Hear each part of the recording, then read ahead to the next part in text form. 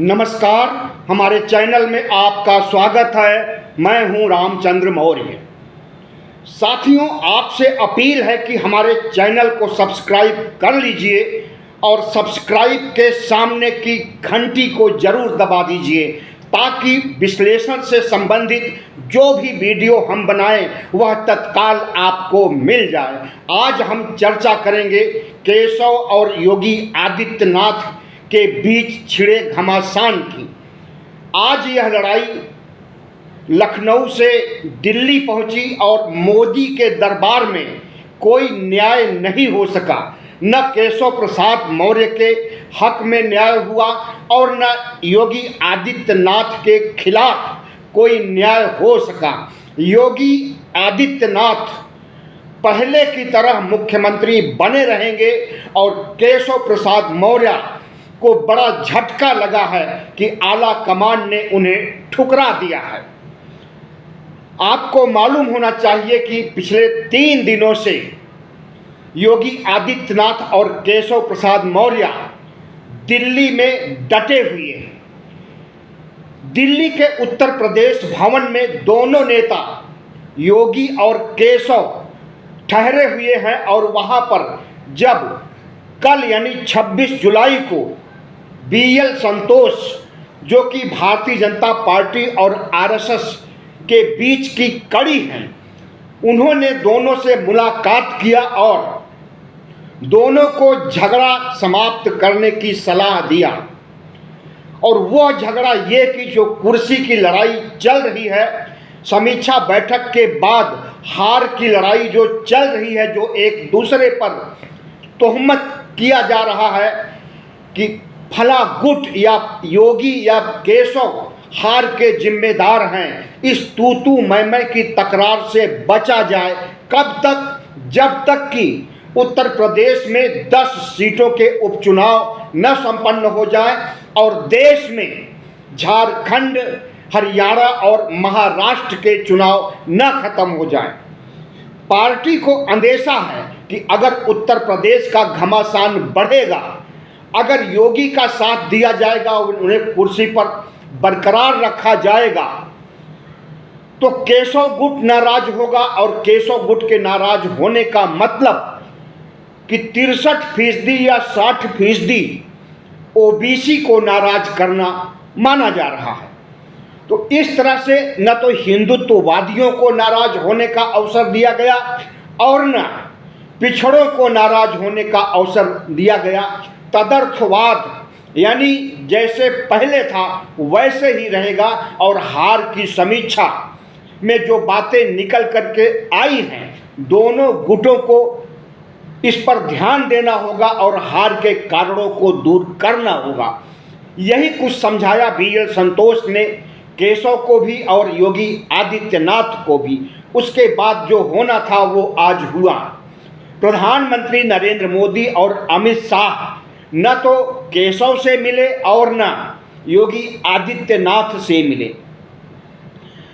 JP Nadda तक से इनकी मुलाकात नहीं कराई गई और इशारों में संकेत दे दिया गया कि लौट करके लखनऊ जाइए और पहले जैसे आपस में तालमेल बैठा करके शासन चलाइए और उपचुनाव को जीतने के लिए रणनीति बनाइए और उस रणनीति पर काम करिए, क्योंकि ज़्यादा दिन अब चुनाव नहीं रह गए हैं।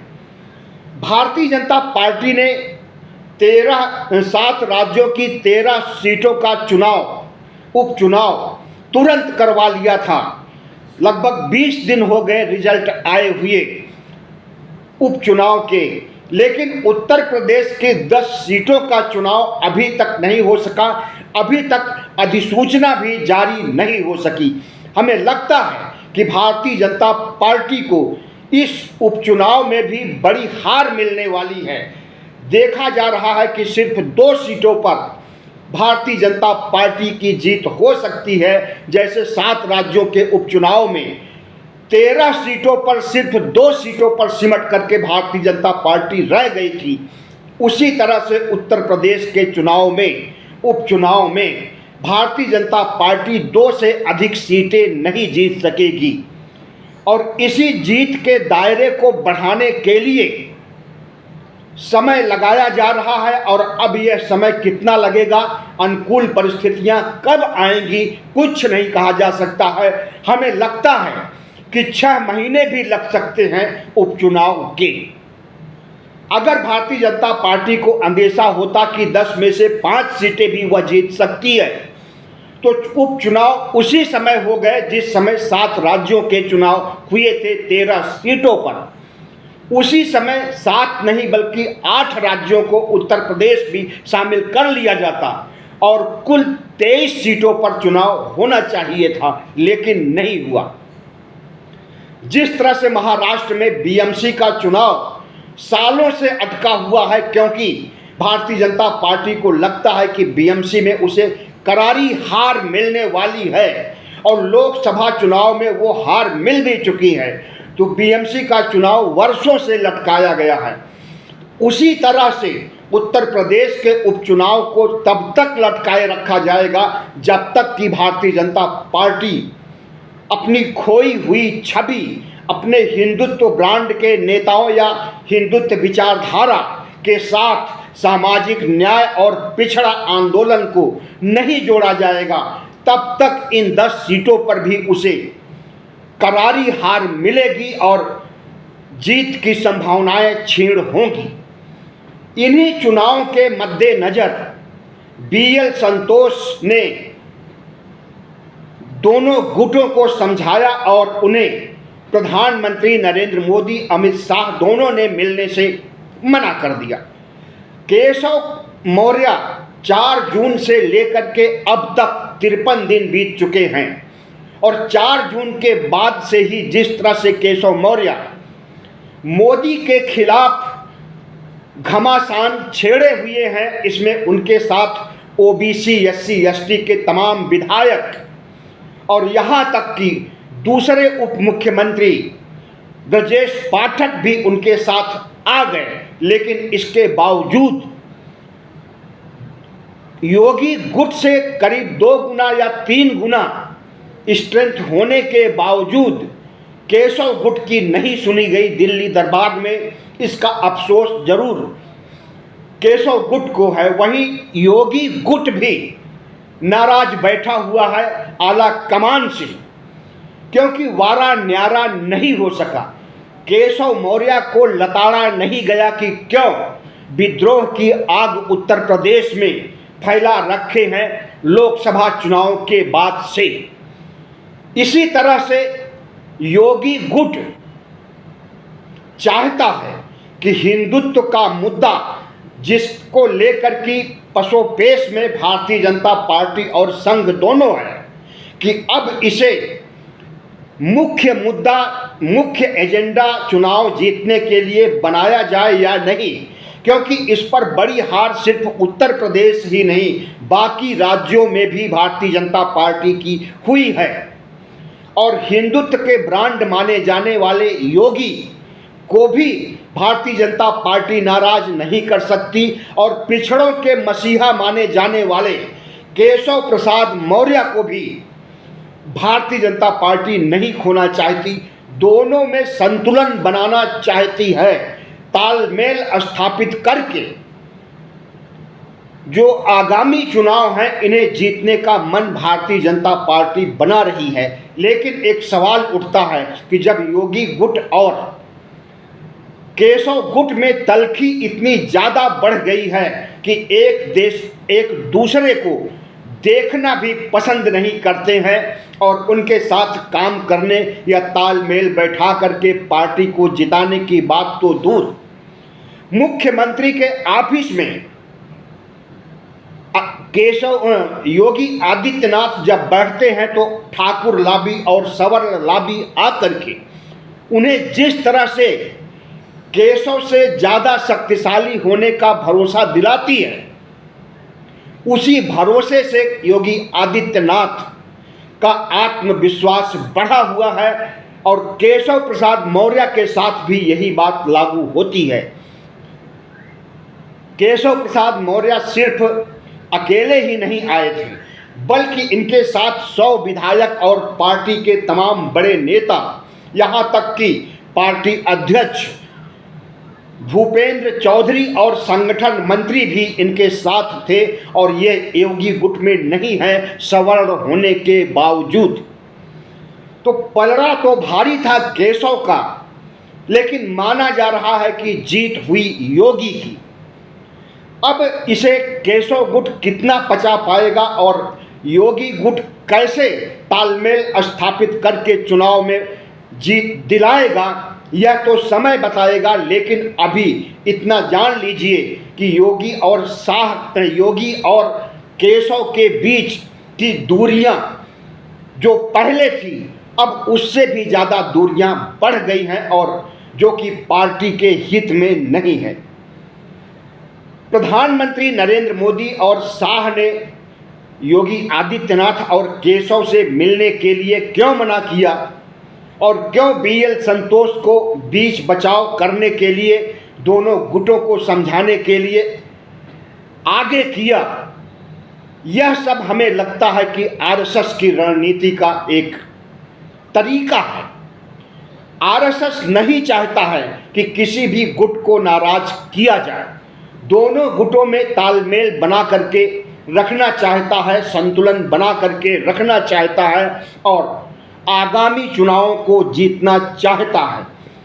लेकिन माना यह जा रहा है कि केशव प्रसाद मौर्य चुनाव के बाद से, लोकसभा चुनाव के बाद से जितना मुखर हो करके योगी का विरोध करते आए हैं और दिल्ली दरबार तक यह लड़ाई पहुंची, तो इनके पीछे सिर्फ केशव ही नहीं है बल्कि दिल्ली दरबार के किसी बड़े शख्सियत का हाथ है।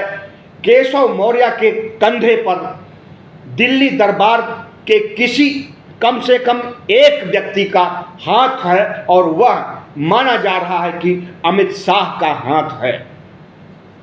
और अमित शाह अगर नहीं चाहते हैं कि योगी आदित्यनाथ निरंतर मुख्यमंत्री बने रहें तो उसकी कई वजह है। सबसे बड़ी वजह तो यही है कि लोकसभा चुनाव में बड़ी हार के लिए जिम्मेदार योगी आदित्यनाथ को ठहराया जा रहा है और योगी आदित्यनाथ अमित शाह को जिम्मेदार ठहरा है। ऐसे में अमित शाह ने केशव मौर्य को सह देना शुरू किया हार के बाद से ही, और उसके बाद केशव मौर्य ने जिस तरह से उत्तर प्रदेश के घमासान को आगे बढ़ाया और दिल्ली दरबार तक आने की नौबत आई, उससे आप अच्छी तरह से परिचित हैं। यहाँ पर लड़ाई सिर्फ योगी और केशव की नहीं है, सिर्फ मुख्यमंत्री पद की नहीं है। लड़ाई के दूरगामी निहितार्थ हैं। वह निहितार्थ है कि योगी आदित्यनाथ मोदी के बाद कौन की लिस्ट में आगे होना चाहते हैं, मोदी के बाद योगी की विचारधारा को आगे बढ़ाना चाहते हैं और हिंदुत्व को लेकर के जिस तरह के हिंदू हृदय सम्राट योगी आदित्यनाथ माने जाते हैं, बुलडोजर बाबा के रूप में, एक तानाशाह शासक के रूप में जाने जाते हैं, इसी को बनाए रखने के लिए और बुलडोजर राज पूरे देश में कायम करने के लिए योगी आदित्यनाथ चाहते हैं कि प्रधानमंत्री बने मोदी के बाद।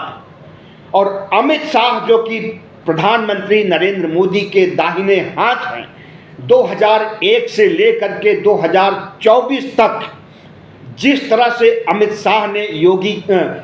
शाह ने प्रधानमंत्री नरेंद्र मोदी का साथ दिया है और साथ आगे भी देंगे, तो नरेंद्र मोदी चाहते हैं कि अगर कोई उनका उत्तराधिकारी बने तो अमित शाह बने, लेकिन संघ चाहता है कि योगी आदित्यनाथ बने। संघ चाहता है कि हिंदुत्व का विस्तार पूरे देश में होना चाहिए, 80-20 का खेला जाना चाहिए और हिंदुत्व इतना बढ़ जाए कि भारत को हिंदू राष्ट्र बनाने में, संविधान को खत्म करने में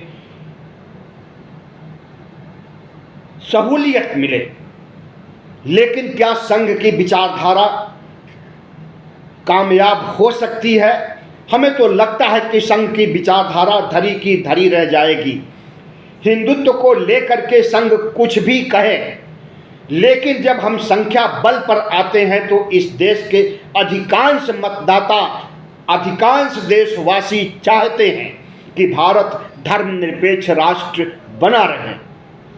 हमारी साझा संस्कृति, जिसमें तमाम धर्मों, तमाम संस्कृतियों के लोग हैं, उनके अंदर जो सामंजस्य है, जो भाईचारा है, जो सौम्यता है, जो मित्रता है, वो पहले जैसा बना रहे। लेकिन संघ नहीं चाहता कि सिर्फ हिंदुत्व को आगे बढ़ाना चाहता है, बाकी धर्मों को पीछे छोड़ना चाहता है। यहाँ तक कि मुसलमानों को तो इस देश से निकाल करके बाहर करना चाहता है। याद रहे कि CAA NRC इसीलिए लाया गया था ताकि मुसलमानों को पाकिस्तान या आसपास के मुस्लिम देशों में भेजा जा सके और वहाँ के हिंदुओं को बुलाया जा सके। तो ये लड़ाई जो उत्तर प्रदेश की है, ये सिर्फ केशव और योगी आदित्यनाथ की नहीं है, बल्कि यह लड़ाई संघ और मोदी और बीजेपी की है। बीजेपी के प्रमुख नंबर 1 पर अगर कोई है तो वो मोदी है, नंबर 2 पर कोई है तो शाह है। और इस नंबर 1 और नंबर 2 का मुकाबला सीधे संघ से है, मोहन भागवत से है। मोहन भागवत ने अपना मोहरा योगी आदित्यनाथ को बना रखा है और बीजेपी ने, अमित शाह ने, छुपे तौर पर मोदी ने अपना मोहरा केशव प्रसाद मौर्य को बनाया है। और दूसरी तरफ अगर देखें तो यह लड़ाई हिंदुत्व की लड़ाई और पिछड़ा वर्ग की लड़ाई के साथ भी जुड़ा हुआ है। योगी आदित्यनाथ हिंदुत्व की विचारधारा को आगे बढ़ा करके मुख्यमंत्री से प्रधानमंत्री बनना चाहते हैं, वहीं केशव प्रसाद मौर्य पिछड़ा आंदोलन को आगे बढ़ा करके अखिलेश के PDA को धराशायी करना चाहते हैं और उनसे आगे निकलते हुए उत्तर प्रदेश की कमान संभालना चाहते हैं। लेकिन केशव प्रसाद मौर्य को वांछित सफलता नहीं मिल पा रही है। तो इसका सीधा सा मतलब है कि योगी आदित्यनाथ और केशव की लड़ाई में संघ दखल कर रहा है और भारतीय जनता पार्टी केशव का साथ उतनी मजबूती के साथ नहीं दे पा रही है और इसे भारतीय जनता पार्टी की हार मानी जा सकती है। संघ और बीजेपी की लड़ाई में बीजेपी में सिर्फ 2 शीर्ष पर हैं, मोदी और शाह, और ये दोनों गुजरात से आते हैं।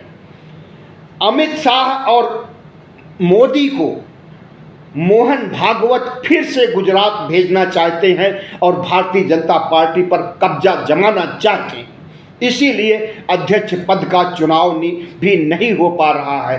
इसी रस्साकशी में जो पहले अध्यक्ष थे JP नड्डा अभी भी बने हुए हैं और लगता है कि आगे भी बने रहेंगे। एक्सटेंशन पर चल रहे हैं JP नड्डा और हो सकता है कि इन्हें ही दोबारा अध्यक्ष बना दिया जाए मोदी और शाह की ओर से।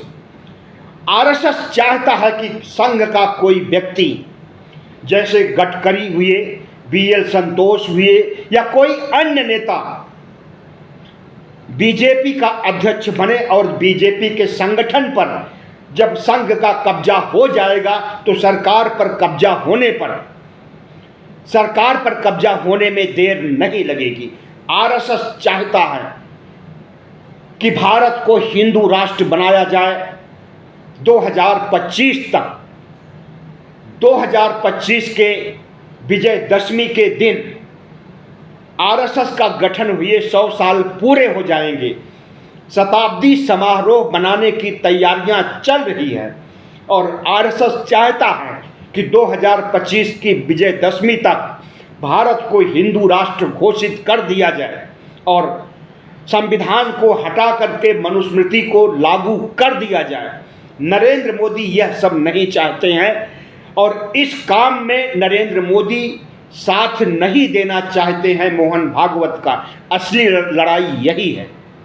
और इस लड़ाई को अगर उत्तर प्रदेश के परिप्रेक्ष्य में देखा जाए तो दोनों अपने अपने दावे जो कर रहे हैं, एक हिंदुत्व विचारधारा को आगे बढ़ाने की बात कर रहा है, दूसरा पिछड़ावाद को आगे बढ़ाने की बात कर रहा है। हिंदुत्व की विचारधारा लोकसभा चुनाव 2024 में धराशायी हो चुकी है, लेकिन तब भी भारतीय जनता पार्टी इसे नहीं छोड़ना चाहती है, क्योंकि भारतीय जनता पार्टी का जन्म ही हिंदुत्व की कोख से हुआ है। अपनी मूल विचारधारा को त्याग करके वह समानता और आरक्षण के फार्मूले पर आकर के पिछड़ावाद को गले नहीं लगा सकती है।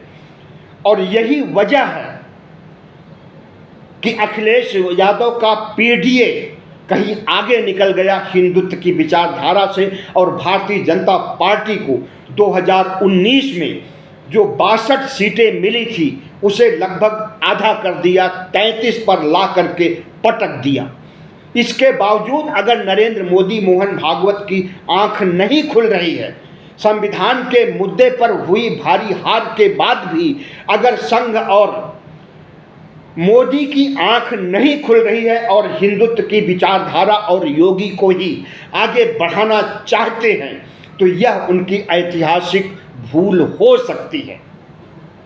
और यह इतनी बड़ी भूल होगी कि संघ और बीजेपी को केंद्र की सत्ता भी गंवानी पड़ सकती है, क्योंकि इंडिया गठबंधन भी ओबीसी, एससी, एसटी और संविधान के मुद्दे को जितना स्ट्रांग कर दिया है और जितना जमीनी स्तर पर जा कर के प्रचार कर दिया है, उसके अच्छे परिणाम आ रहे हैं। वो परिणाम आपने 7 राज्यों के 13 उपचुनाव में भी देख लिया और 2024 के लोकसभा चुनाव में भी देख लिया, और उसका परिणाम उत्तर प्रदेश में होने वाली 10 सीटों पर भी देखा जाएगा। वहां पर भी हिंदुत्व का मुद्दा काम नहीं आएगा, सिर्फ आरक्षण और संविधान का मुद्दा, ओबीसी की जनगणना आदि ही काम आने वाला है।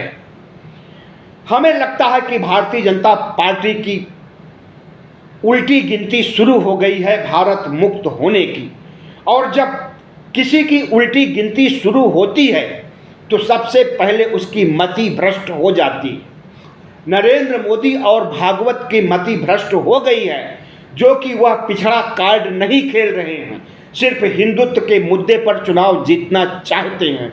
और एक बात हम बता दें कि पिछड़ों में ओबीसी, एससी, एसटी में जितनी चेतना जगाई है संविधान के मुद्दे ने, और ओबीसी में जितनी चेतना आई है ओबीसी जनगणना के लिए, अपने हक अधिकार के लिए, उसके सामने हिंदुत्व का मुद्दा बौना हो गया है और बौना बना रहेगा। आपने देखा कि 22 जनवरी 2024 को जब प्राण प्रतिष्ठा होती है, उद्घाटन कार्य होता है, तो लगा कि पूरा देश राममय हो गया है और उत्तर प्रदेश तो बिल्कुल हिंदुत्व के विचारधारा में सन गया है, और यहाँ पर भारतीय जनता पार्टी की कभी हार हो ही नहीं सकती। 2024 के लोकसभा चुनाव तो जीतेंगे ही, 2029 को भी जीत लेंगे रामलला के मंदिर बनाने के वजह से। लेकिन किस तरह से इंडिया गठबंधन ने पिछड़ा कार्ड खेल करके हिंदुत्व के मुद्दे को, रामलला के मंदिर के मुद्दे को धराशायी कर दिया, इतना धराशायी कर दिया कि अयोध्या की सीट, फैजाबाद की सीट पर भी भारतीय जनता पार्टी की हार होती है, और पूरे प्रदेश में 80 की 80 सीटें लाने की बात योगी आदित्यनाथ कह रहे थे, और इनका मिशन 80 लगभग 3 सालों से चल रहा था, बूथ लेवल पर काम भी चल रहा था। लेकिन मिशन 80 किस तरह से धराशायी हो गया ओबीसी कार्ड के आने से, उसे आपने देख लिया है, बताने की जरूरत नहीं है। अगर भारतीय जनता पार्टी अपनी समीक्षा में इस बात को शामिल नहीं करेगी कि ओबीसी की जनगणना जरूरी है और उसको उसका हक अधिकार देना है और साथ में हिंदुत्व का तड़का भी लगाती है, तो हमें लगता है कि इंडिया गठबंधन को और इंतजार करना पड़ेगा अपनी सरकार बनाने के लिए। और अगर भारतीय जनता पार्टी समानता और आरक्षण के मुद्दे को, ओबीसी के मुद्दे को नज़रअंदाज करेगी तो उसकी ऐतिहासिक हार होने वाली है। मध्यावधि चुनाव में 2029 के चुनाव का इंतजार नहीं है। जो सरकार वर्तमान में चल रही है वह बैसाखियों की सरकार है और 2 बैसाखी में अगर एक बैसाखी भी काम करना बंद कर देगी तो भारतीय जनता पार्टी की सरकार, एनडीए की सरकार गिर जाएगी और मध्यावधि चुनाव होगा। हमें लगता है कि उत्तर प्रदेश के उपचुनाव और 3 राज्यों के उपचुनाव, झारखंड, हरियाणा और महाराष्ट्र के चुनाव में अगर भारतीय जनता पार्टी की दुर्गति होती है तो मध्यावधि चुनाव बहुत नज़दीक आ जाएंगे और पता चल जाएगा कि भारतीय जनता पार्टी हार के बावजूद अगर हिंदुत्व के मुद्दे को पकड़े हुए है, ओबीसी एससी एसटी के हितों पर ध्यान नहीं दे रहा, तो ओबीसी एससी एसटी के लोग ही मुख्य सबब होंगे भारतीय जनता पार्टी को सत्ता से दूर करने के लिए। बहुत बहुत धन्यवाद। हमारे चैनल को सब्सक्राइब कीजिएगा, लाइक कीजिएगा और शेयर कीजिएगा।